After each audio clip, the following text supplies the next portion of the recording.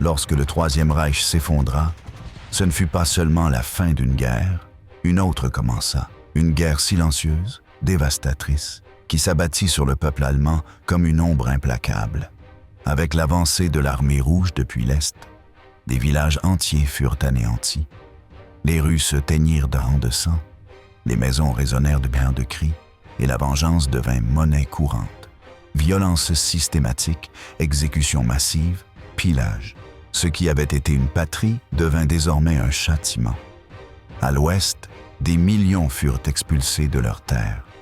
Des familles démembrées, des communautés entières jetées sur des routes sans destination.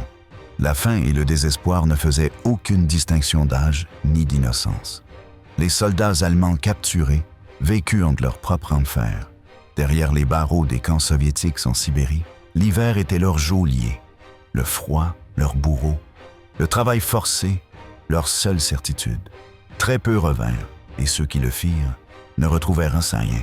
Maisons détruites, épouses absentes, enfants inconnus, un pays qui ne les attendait pas, un peuple qui préférait oublier. Que devint l'Allemagne après la défaite? Que s'est-il passé dans ces ruines où l'histoire préfère ne pas regarder? Voici l'autre visage de la fin de la guerre. Celui qui fait encore mal, celui que presque personne n'ose raconter. Bienvenue dans Wartime Archive.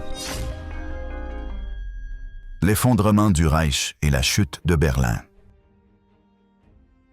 Au début de 1945, tandis que Britanniques et Américains se concentraient sur la libération de la France, les forces soviétiques avançaient sans relâche depuis l'Est, resserrant l'étau sur Berlin. Dans le bunker souterrain du Führer, les stratèges nazis allaient et venaient, dépassés par un massacre qu'ils ne pouvaient arrêter. Des villes entières d'Allemagne s'étaient rendues après des bombardements incessants, et Hitler, comme son cercle rapproché, commençait à accepter l'inévitable. Le rêve du Reich éternel avait pris fin. Berlin, symbole du pouvoir nazi, devint le dernier champ de bataille. Hitler, de plus en plus détaché de la réalité, se retrancha complètement dans son bunker. Là, Joseph Goebbels, son ministre de la propagande, lui transmettait de faux rapports de victoires imaginaires, alors même que le fracas de l'artillerie soviétique se rapprochait dangereusement. En parallèle, le peuple allemand subissait l'effondrement du pays. Les vivres, l'eau et l'électricité manquaient. Les villes n'étaient plus que décombres, et des milliers de civils cherchaient un refuge dans des caves ou fuyaient vers la campagne. Les Gauleiter, chefs régionaux du parti nazi, refusaient d'accepter la défaite. Ils s'accrochaient au pouvoir en recourant à des mesures toujours plus brutales contre ceux qui exprimaient des doutes ou tentaient de fuir. La désintégration du leadership était imminente. Le 23 avril, Hermann Göring envoya un télégramme à Hitler pour demander à prendre la tête du régime. La réponse fut furieuse, il l'accusa de trahison. Göring s'enfuit vers le sud, cherchant à négocier une reddition séparée avec les Alliés. Pendant ce temps, Heinrich Himmler, chef redouté des SS, tenta lui aussi d'entrer en contact avec les Occidentaux, à l'insu du Führer. Il fut capturé et mit fin à ses jours en mordant une capsule de poison. Dans la nuit du 29 avril, Hitler épousa Eva Braun lors d'une brève cérémonie. Peu après, il dicta son testament politique. Le lendemain, 30 avril, à 15h30, une forte détonation retentit dans son bunker. Les troupes SS retrouvèrent Hitler et Eva sans vie. Conformément à ses instructions, leurs corps furent brûlés pour éviter qu'ils ne tombent aux mains des Alliés, ce qui ne se produisit jamais. L'annonce de sa mort plongea l'Allemagne dans une spirale de chaos encore plus profonde. Le 1er mai, Joseph Goebbels et son épouse Magda empoisonnèrent leurs 6 enfants avant de se suicider. 2 jours plus tard, les troupes soviétiques hissèrent le drapeau rouge sur le Reichstag, au cœur de Berlin, symbolisant l'effondrement définitif du Troisième Reich. Bien que les combats se poursuivaient encore quelques jours dans d'autres régions.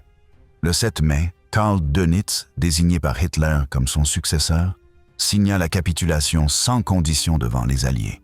Ainsi, la guerre en Europe prit officiellement fin. Mais la fin du conflit ne signifia pas un retour immédiat à la normalité. S'ouvrit alors une course contre la montre pour retrouver et juger les principaux responsables du régime nazi. Certains, comme Martin Bormann, Himmler et Robert Ley, choisirent le suicide plutôt que d'affronter la justice. D'autres tentèrent de se tentèrent de se fondre dans la masse ou se rendirent en espérant obtenir un traitement favorable.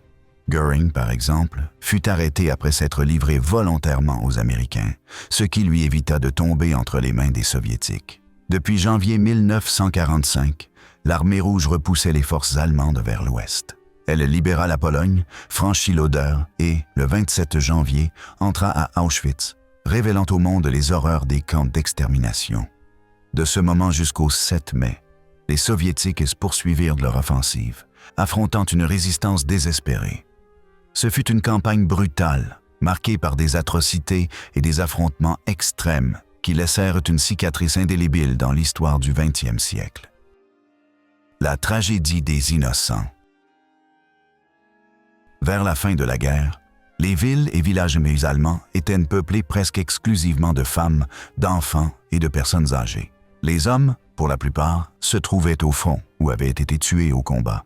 En avril 1945, lorsque les combats de rue éclatèrent à Berlin, on estime qu'1,5 million de femmes et de jeunes filles vivaient dans la ville.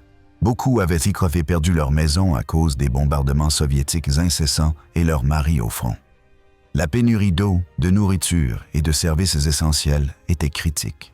Pour aggraver la situation, après l'entrée de l'armée rouge, des abus systématiques furent documentés, suscitant encore aujourd'hui des débats parmi les historiens. Entre le 24 avril et le 5 mai, alors que les forces soviétiques encerclaient Berlin et anéantissaient les derniers foyers de résistance nazie, la souffrance des civils atteignit un niveau extrême. La bataille de Berlin fut brutale, non seulement parce qu'il s'agissait du dernier bastion du régime, mais aussi par la manière dont elle se déroula combat au corps à corps, unité improvisée et défense chaotique. Il ne s'agissait pas de divisions d'élite, mais de réserves épuisées, de troupes de la Volkssturm composées d'hommes âgés et d'adolescents des jeunesses hitlériennes, et même de jeunes filles sans aucune expérience. Mal équipées et mal entraînées, ces forces dures ont affronté des soldats soviétiques aguerris par des années de guerre, décidés à mettre fin au conflit. On estime que plus de 900 000 personnes civiles, soldats allemands et troupes alliées, principalement soviétiques et polonaises, périrent durant la bataille de Berlin. Pendant ce temps, à l'est de l'Allemagne, la ville de Dresde connut l'un des bombardements les plus dévastateurs du conflit. Restée relativement épargnée jusqu'en 1945, tout changea les 13 et 14 février, lorsqu'environ 2000 avions britanniques et américains larguèrent près de 4000 tonnes de bombes explosives et incendiaires sur la ville. L'attaque déclencha une tempête de feu qui ravagea des quartiers entiers. On estime à 25 000 le nombre de morts, beaucoup brûlés vifs ou piégés dans des abris transformés en fours. Bien que les Alliés aient justifié l'opération en invoquant la présence de plus de 100 usines fournissant le front, les bombes détruisirent en réalité une grande partie du centre-ville. Le premier raid, mené par 240 bombardiers Lancaster britanniques, eut lieu sans opposition aérienne ni défense antiaérienne. Profitant d'un ciel dégagé, la RAF effectua des bombardements à basse altitude avec une précision redoutable. En seulement 15 minutes, 880 tonnes de bombes furent larguées sur le centre de Dresde. Les explosions créèrent des ondes de choc et ouvrirent des cratères dans les rues. Les bombes incendiaires, tombant sur les toits, déclenchèrent des centaines de foyers qui se fusionnèrent en une seule tempête de flammes. Les structures en grès et la sécheresse de l'environnement alimentèrent la catastrophe. Les 1000 pompiers de la ville furent rapidement dépassés.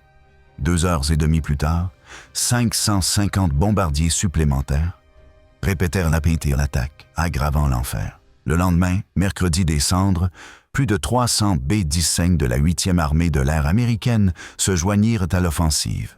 Les colonnes de fumée, visibles à 15 000 pieds d'altitude, compliquaient les bombardements et plusieurs zones résidentielles furent touchées par erreur.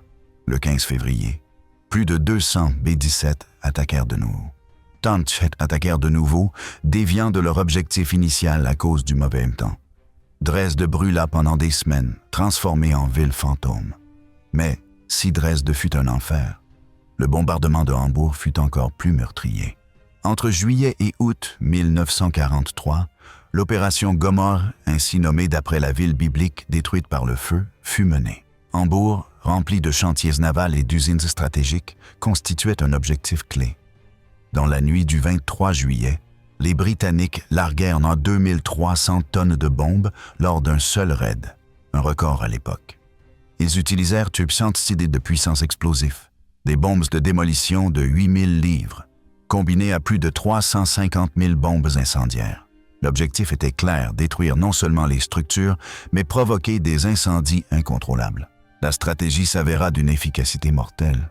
Les bombes brisèrent des vitres, brisèrent les vitres, démolirent des bâtiments des bâtiments et privèrent d'électricité et d'eau des milliers de civils. Les incendies provoqués par les bombes incendiaires, combinés aux fusibles retardés des bombes de démolition, empêchèrent toute intervention des pompiers. Seuls 12 bombardiers furent abattus lors de cette première attaque, tandis que sur le sol gisaient des dizaines de milliers de morts et de blessés. La dévastation fut telle que le nombre de victimes fut estimé entre 60 000 et 100 000, soit 4 fois plus qu'à Dresde. La guerre prit fin pour Hambourg le 3 mai. Ce jour-là, les radios locales annoncèrent que les troupes britanniques entreraient pacifiquement dans la ville. Un couvre-feu général fut instauré, et seuls les travailleurs essentiels de l'électricité, du gaz et de l'eau étaient autorisés à circuler. À ce moment-là, la ville n'était plus que ruine. Ce qui suivit fut la difficile tâche de reconstruire au milieu des décombres, des cendres et des souvenirs indélébiles d'une guerre ayant atteint un niveau de destruction sans précédent. Le prix de la vengeance. L'un des premiers groupes de civils allemands à subir les conséquences de l'effondrement du Reich fut celui qui vivait en dehors des frontières de l'Allemagne. Pendant la guerre, Hitler avait mené une politique de colonisation, déplaçant des populations entières dans des pays comme la Pologne, la Lettonie ou la France, pour les remplacer par des familles allemandes considérées comme racialement pures. Pendant ce temps, les habitants d'origine étaient envoyés dans des camps de concentration ou réduits au travail forcé. Selon la logique nazie, il s'agissait d'améliorer la race de ces territoires jugés arriérés.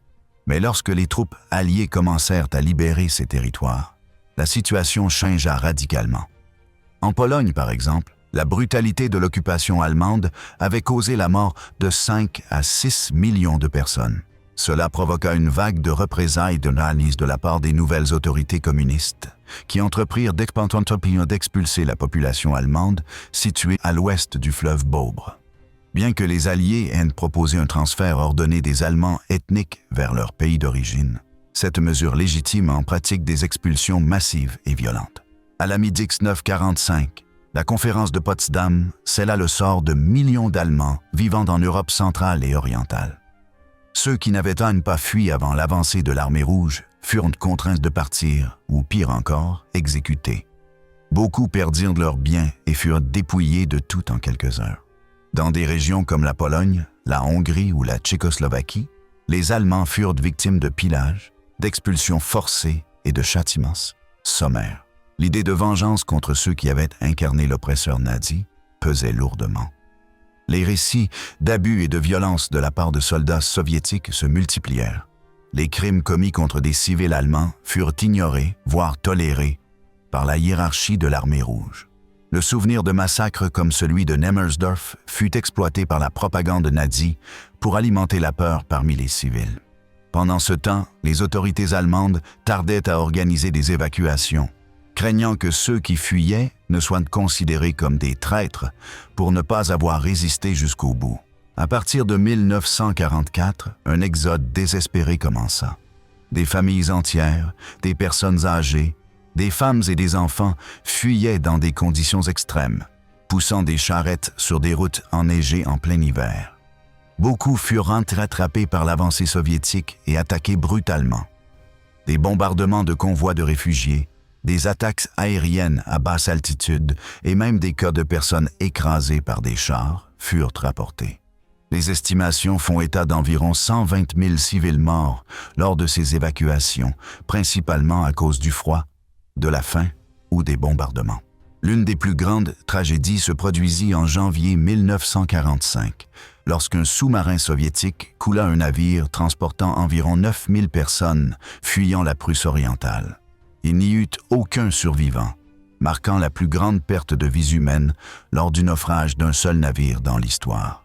Après la cessation des hostilités, beaucoup tentèrent de regagner leur foyer. En juin 1945, près de 400 000 personnes traversèrent à nouveau les rivières Oder et Neisse, avant que les nouvelles autorités communistes ne ferment les frontières.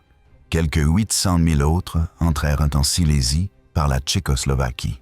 Conformément aux termes de l'accord de Potsdam, vers la fin de 1945, plus de 4,5 millions d'Allemands étaient sous contrôle allié. Entre 1946 et 1950, 4,5 millions d'autres furent transférés vers la Nouvelle-Allemagne dans de vastes convois en provenance de Pologne, de Hongrie et de Tchécoslovaquie.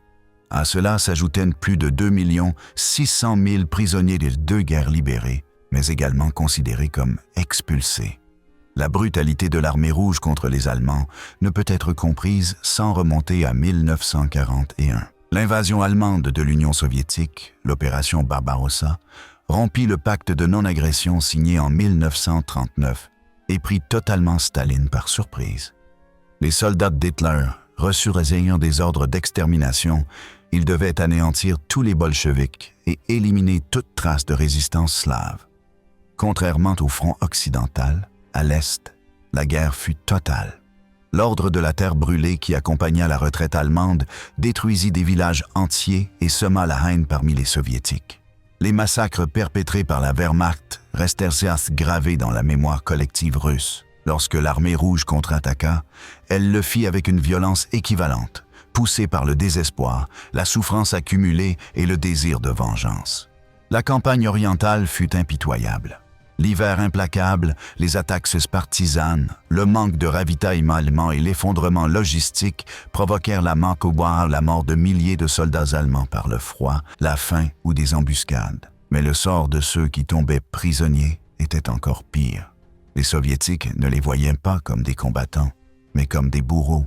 Beaucoup furent exécutés sur le champ ou envoyés dans des camps où le froid, le travail forcé et la misère les éliminaient lentement. Sur les près de 990 000 soldats allemands capturés lors de la bataille de Stalingrad, à peine 5 000 purent regagner leur pays. L'immense majorité périt en captivité. La brutalité n'était pas seulement tolérée, elle était encouragée. Éliminer les envahisseurs fascistes était considéré comme un devoir patriotique. Staline autorisa même la formation de bataillons de destruction chargés de punir quiconque collaborait avec les Allemands. Ces unités rasaient des villages, incendiaient des bâtiments publics et exécutaient sommairement les suspects. La police secrète soviétique fut également responsable de milliers de morts. On ordonna à des prisonniers de marcher des kilomètres à travers les steppes enneigées, sans nourriture ni abri. Rien qu'en Ukraine et en Biélorussie, plus de 60 000 personnes furent contraintes à l'évacuation à pied. Les archives soviétiques font état de près de 10 000 exécutions dans les prisons, de plus de 1000 pendant les évacuations et d'autres encore pour diverses raisons. Avec le temps, l'armée rouge tenta de limiter l'exécution de prisonniers, reconnaissant qu'ils pouvaient servir de source de renseignement.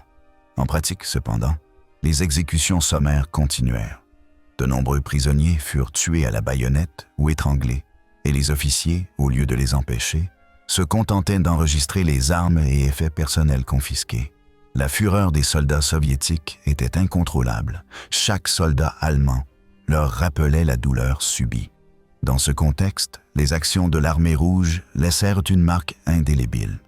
Si certaines étaient motivées par une soif légitime de justice, beaucoup se transformèrent en actes de barbarie.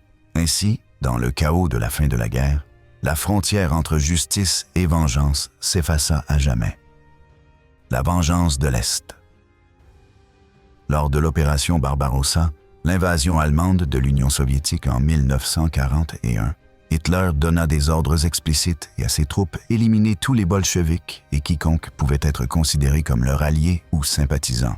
Pour la Wehrmacht, la directive était claire, les peuples slaves devaient être éradiqués. Ce n'était pas une guerre conventionnelle, c'était une guerre d'extermination, complètement différente de la manière dont l'Allemagne opéra sur le front occidental, où les Français, par exemple, furent traités avec plus de modération. À mesure que les troupes allemandes se retiraient du front de l'Est, elles appliquaient également l'ordre de la terre brûlée, détruisant des villages entiers, incendiant des villes et ne laissant que des ruines derrière elles. Les conséquences de cette brutalité laissèrent une empreinte indélébile dans l'imaginaire collectif de l'armée rouge. Pour de nombreux soldats soviétiques, il n'était pas nécessaire d'avoir une vaste campagne de propagande. Pour haïr les Allemands, il suffisait de se souvenir de la destruction de leur foyer, de la perte de leur famille et des souffrances causées par l'occupation nazie. Plus de 27 millions de Soviétiques moururent durant la guerre. Nourris par cette douleur, la jeunesse soviétique répondit à l'appel de Staline avec une force implacable, décidée à prendre Berlin et à venger ce qu'elle considérait comme une injustice historique. En avançant vers la capitale allemande, les troupes soviétiques traversèrent le paysage dévasté de Prusse orientale, une région qui conservait encore les traces du frénésie destructrice allemande. Poussés par le désir de vengeance et renforcés par les vivres abandonnés par les Allemands en retraite, les soldats soviétiques marchaient résolument, accompagnés parfois de prisonniers de guerre libérés en route. Arrivés à Berlin, ils se heurtèrent à une résistance désespérée, menée par des adolescents, des vieillards et des civils sans expérience militaire. Joseph Goebbels avait exhorté les habitants à défendre la ville maison par maison, rue par rue. Beaucoup répondirent à cet appel et périrent. En octobre 1944, les troupes soviétiques franchirent pour la première fois les frontières du Reich. Dans leur avancée, elles trouvèrent des villages détruits, des populations massacrées et un constant sillage de souffrance. La haine ressentie n'était pas seulement légitime, elle était renforcée chaque jour par la propagande soviétique. L'un des événements les plus emblématiques fut le massacre de Nemmersdorf lorsque les Allemands reprirent temporairement le village. Ils découvrirent les corps de civils assassinés, en majorité des personnes âgées. Goebbels exploita cet épisode comme symbole de la barbarie soviétique, publiant des images dans la presse pour semer la terreur parmi la population allemande à l'approche de l'invasion. Bien que l'armée allemande ait récupéré Nemmersdorf un temps, ses réserves étaient insuffisantes pour stopper la grande offensive soviétique du 12 janvier 1945. En à peine 3 semaines, les Soviétiques libérèrent la majeure partie de la Pologne occupée et pénétrèrent en Allemagne orientale. La violence monta encore d'un cran. Ce que l'armée allemande et les SS avaient infligé en territoire soviétique leur était rendu au centuple sur les civils allemands. Si les événements de Nemmersdorf furent utilisés à outrance par la propagande nazie, beaucoup de ces atrocités furent aussi documentées par des témoins. Dans un épisode particulièrement cruel, des soldats soviétiques tuèrent 14 civils réfugiés dans un abri, après qu'un officier leur eut ordonné de sortir pour ensuite ouvrir le feu. La nuit même, les Soviétiques se replièrent et à la reprise du village, les troupes allemandes découvrirent la Seine, attisant encore la haine réciproque. Au début de la guerre, le gouvernement soviétique avait présenté le conflit comme une lutte entre capitalistes. Mais après l'invasion allemande, la narration changea radicalement. Les Allemands devinrent l'ennemi absolu, tenu pour responsable de toutes les misères. Des exemples comme le siège de Leningrad ou la bataille de Stalingrad furent utilisés pour nourrir une haine profonde. Ainsi, pour beaucoup, les crimes de guerre commis par des soldats soviétiques contre les civils allemands furent perçus comme une forme de justice poétique, même si en réalité, ils témoignaient surtout du fait que la brutalité de la guerre avait effacé toute notion d'humanité. Le jugement final et la répression soviétique. Alors que l'Europe se préparait à l'après-guerre, les puissances alliées se réunirent à Yalta, en territoire soviétique. Là, le président américain Franklin D. Roosevelt, le premier ministre britannique Winston Churchill et le dirigeant soviétique Joseph Staline discutèrent de l'avenir du continent. Il était clair que le monde ne serait plus jamais le même après le conflit le plus destructeur de l'histoire. Staline et Churchill étaient favorables à l'exécution immédiate des dirigeants nazis, tandis que Roosevelt, inspiré par une proposition du général Eisenhower, suggéra un procès public et complet pour exposer au monde entier les atrocités commises. Finalement, il fut décidé d'organiser ce qui deviendrait les procès de Nuremberg. Roosevelt mourut en avril 1945 et ce fut son successeur, Harry Truman, qui nomma des juges des États-Unis, du Royaume-Uni, de la France et de l'Union soviétique pour constituer le Tribunal militaire international, TMI. Les procès débutèrent le 20 novembre 1945 à Nuremberg. 4 chefs d'accusation principaux furent entretenus complot en vue de mener une guerre d'agression, crime contre la paix, crime de guerre et crime contre l'humanité. Certains accusés, comme Hitler, Goebbels et Himmler, s'étaient déjà suicidés. Chaque puissance alliée nomma 2 juges et un groupe de procureurs, et le procès fut présidé par Lord Justice Geoffrey Lawrence. Une traduction simultanée en anglais, allemand, russe et français fut mise en place, et les règles procédurales furent adaptées des systèmes juridiques des pays participants. Les procès de Nuremberg marquèrent un tournant dans le droit pénal international. Toutefois, ils laissèrent aussi des questions ouvertes en ne jugeant que les dirigeants les plus en vue. De nombreux soldats ayant participé activement à l'Holocauste échappèrent à toute sanction. Staline n'était pas disposé à accepter l'idée que la population allemande avait été simplement manipulée face à la dévastation laissée par la guerre. Il déclara que les prisonniers ennemis devaient être utilisés comme main-d'œuvre. Dès 1943, à Téhéran, il avait évoqué le besoin de millions de travailleurs forcés. En 1944, ce chiffre atteignait 5 millions. En décembre, un décret ordonna que tous les hommes allemands de 17 à 45 ans et les femmes de 18 à 30 ans soient transférés en URSS depuis les territoires libérés d'Europe du Sud-Est. Au début de 1945, plus de 210 000 personnes avaient déjà été transportées et d'autres furent regroupées dans des camps en Pologne et dans l'Est de l'Allemagne avant d'être envoyées à l'intérieur de l'Union soviétique. Certaines furent dirigées vers des régions stratégiques comme Jakimov, où elles extrayaient de l'uranium pour l'industrie nucléaire soviétique naissante. Initialement, on prévoyait de les retenir pendant 15 ans, mais entre 1945 et 1949, la majorité fut libérée. Toutefois, cette durée restait bien plus longue que celle imposée par les autres puissances. Les prisonniers libérés étaient le plus souvent des vieillards, des malades ou des personnes inaptes au travail. À partir de juin 1945, toute libération devait être approuvée par le Politburo et répondre à des critères stricts. Plus de 225 000 soldats allemands et autrichiens internés dans des camps et hôpitaux avaient déjà été recensés. Toutefois, les officiers n'étaient pas inclus dans cette mesure et devaient rester en captivité. En août, environ 78 500 prisonniers furent identifiés comme candidats à la libération, parmi lesquels 412 000 Allemands. Cependant, beaucoup restèrent détenus, soit par suspicion politique, soit pour leur simple utilité économique. Le ministère du Développement, dirigé par Sergei Kruglov, proposa de rapatrier 150 000 hommes inaptes au travail et d'améliorer les rations des autres pour accroître leur productivité. La réalité dans les camps soviétiques était rude. La malnutrition, la dysenterie et la pénurie touchaient autant les prisonniers que la population civile. Les récits allemands évoquent des actes désespérés, amputations volontaires, ingestion de sel pour provoquer un œdème, voire cas de cécité volontaire afin de simuler une invalidité. La plupart de ces tentatives n'avaient qu'un but, être rapatriés. Certains y parvenaient, d'autres mouraient en essayant. Dans ces camps, le temps semblait figé entre la faim, la maladie et le désespoir.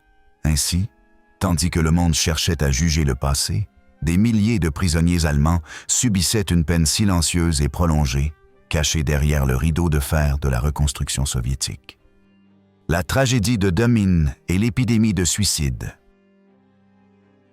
Alors que l'armée rouge progressait irrésistiblement en territoire allemand, Adolf Hitler, par l'intermédiaire de son ministre de la propagande, Joseph Goebbels, envoya un message sans équivoque à la population: résister jusqu'au bout, ne pas se rendre, ne pas reculer. Chaque citoyen devait devenir un rempart contre l'envahisseur soviétique, même si cela signifiait mourir en essayant. Cet ordre désespéré eut des conséquences tragiques pour les civils, et l'un des exemples les plus douloureux fut la ville poméranienne de Demmin, où le désastre ne fut pas causé par l'ennemi, mais par la lâcheté de ses propres dirigeants. Fin avril 1945, alors que les troupes soviétiques approchaient, les fonctionnaires du parti nazi et du gouvernement local de Demy furent les premiers à fuir, abandonnant les mêmes citoyens à qui ils avaient auparavant exigé une résistance inconditionnelle. Les unités de la Wehrmacht stationnées dans la région désertèrent elles aussi, après avoir juré fidélité à Hitler et promis de préférer une chute héroïque à la reddition. Dans leur retraite, elles détruisirent les ponts sur les rivières Tarn, Pine, Trebel et Tolens, isolant complètement la population. Des centaines d'habitants et de réfugiés se retrouvèrent piégés, sans possibilité de fuite. La peur était palpable. La population avait entendu parler des horreurs commises par les forces allemandes en Union soviétique et s'attendait désormais à des représailles. Le 30 avril 1945, jour où Hitler se donna la mort dans son bunker à Berlin, était une claire journée de printemps. Le fracas de l'artillerie s'intensifiait et le bruit des chars se rapprochait rapidement. Les habitants se réfugièrent dans les caves. De nombreuses femmes tentèrent de se défigurer pour éviter l'attention des soldats. Certains accrochèrent des draps blancs comme signe de reddition, mais en vain. Avant midi, 2 brigades blindées soviétiques atteignirent les abords de Demin. Les ponts détruits ralentirent leur progression, mais dans l'après-midi, la ville était déjà sous leur contrôle. 21 personnes se s'étaient donné la mort avant même qu'un soldat soviétique ne mette le pied en ville. Ce qui suivit fut un cauchemar. Les véhicules militaires envahirent les rues et la ville se transforma en campement chaotique. De nombreux soldats, temporairement arrêtés dans leur avancée, en profitèrent tournant pour piller, boire et commettre des actes de violence. Cette nuit-là, des incendies ravagèrent dans le centre historique, dont les anciennes constructions en bois et mortier alimentèrent les flammes. Mais la destruction matérielle ne fut pas la pire. Des centaines de femmes et de jeunes filles furent agressées, des maisons pillées et des civils assassinés. Cette vague de terreur déclencha une réaction extrême, un suicide collectif d'une ampleur jamais vue en Allemagne. La panique s'empara de la population. Des familles entières choisirent de mettre fin à leur jour plutôt que de faire face à ce qu'elles croyaient inévitable. Les victimes ne distinguaient ni classe sociale, ni âge, ni origine. On recensa des cas de bébés, d'enfants, de jeunes, de personnes âgées, de réfugiés de Prusse orientale et occidentale, ainsi que d'habitants locaux. Certains utilisèrent des armes, d'autres du poison, des lames ou des cordes. La méthode la plus courante fut la noyade. Les mères attachèrent des pierres à leur corps et à celui de leurs enfants, puis s'avançaient dans le fleuve Pine. Des semaines plus tard, les cadavres continuaient à apparaître dans ces eaux. Les archives indiquent au moins 612 suicides documentés, mais d'autres estimations portent ce chiffre entre 700 et 1000 victimes. Cet événement sans précédent fit de Demin un symbole du désespoir du peuple allemand dans les derniers jours de la guerre. Mais ce ne fut pas un cas isolé dans de nombreuses autres localités allemandes, des scènes similaires se répétèrent. La fin du Troisième Reich laissa un héritage de ruines, de douleurs et une vague de morts volontaires qui peut être décrite, sans exagération, comme une épidémie nationale de suicide collectif. L'ombre de la défaite. Ce que l'on appelait le Reich de Milan s'effondra de façon catastrophique entre fin 1944 et mi-1945. Mais avec la chute du Troisième Reich, le calvaire de l'Allemagne ne prit pas fin. En plus de perdre tous les territoires conquis, elle céda également des régions historiquement allemandes comme les Sudètes, la Sarre et d'autres zones clés. Au total, le pays perdit un quart de son territoire d'avant-guerre, à la suite d'annexions de facto par les puissances alliées. À cela s'ajoutèrent les réparations de guerre exigées par le Royaume-Uni, la France et l'Union soviétique. Appauvrie, avec son industrie détruite et sans ressources pour subsister, l'Allemagne dut relever un défi colossal. Face à cette situation, les Alliés décidèrent de réorganiser le pays de fond en comble, le divisant en zones d'occupation sous contrôle britannique, américain, soviétique et français. Même Berlin, symbole de la défaite, fut fragmenté en 4 secteurs, chacun administré par une puissance victorieuse. D'avril 1945 à juillet 1947, la politique américaine fut claire ne fournir aucune aide significative aux Allemands, si ce n'est pour éviter leur mort par famine. Peu après la fin de la guerre, Une campagne de désarmement industriel fut lancée pour empêcher l'Allemagne de déclencher un nouveau conflit. En 1946, le premier plan industriel imposa la fermeture de 5 usines et la réduction de moitié de l'industrie lourde par rapport à 1938. Cela plongea la population dans la dépendance vis-à-vis d'importations coûteuses et réduisit drastiquement sa qualité de vie. L'occupation alliée dura jusqu'en 1948. En mai 1949, la République fédérale d'Allemagne, RFA, fut fondée à l'ouest, tandis qu'en octobre, la République démocratique allemande, RDA, fut proclamée à l'est. Les deux nations empruntèrent des voies divergentes. La RFA adopta le modèle capitaliste et s'aligna sur les États-Unis, le Royaume-Uni et la France, tandis que la RDA resta sous régime communiste et sous l'influence de Moscou. Pendant une décennie, Hitler avait nourri l'illusion d'une grandeur irrésistible. De 1933 à 1943, l'Allemagne nazie se présenta comme une puissance indomptable. Les citoyens jouissaient de luxe impensables grâce au pillage des Juifs et des nations conquises. Voyages, automobiles, appareils électroménagers et une propagande constante leur assurant qu'ils étaient supérieurs au reste du monde. Mais en 1945, tout s'effondra. La défaite fut totale, et avec elle commença une souffrance sans précédent pour des millions d'Allemands. Beaucoup, incapables d'affronter ce qui les attendait, choisirent de mettre fin à leur jour. D'autres furent témoins directs des mêmes abus que leur propre gouvernement avait infligés à tant d'autres durant la guerre. Maisons détruites, familles séparées, déplacements forcés, faim, maladies et abandon marquèrent le quotidien d'un peuple qui avait tout perdu. Des villes réduites en ruines, des rues pleines d'orphelins et de mendiants, et des souvenirs indélébiles d'horreur furent le seul héritage que le régime nazi laissa derrière lui. Entre 1933 et 1945, l'Allemagne fut dirigée par une machine de destruction qui, au final, n'offrit que la ruine à ceux-là même à qui elle promettait la gloire.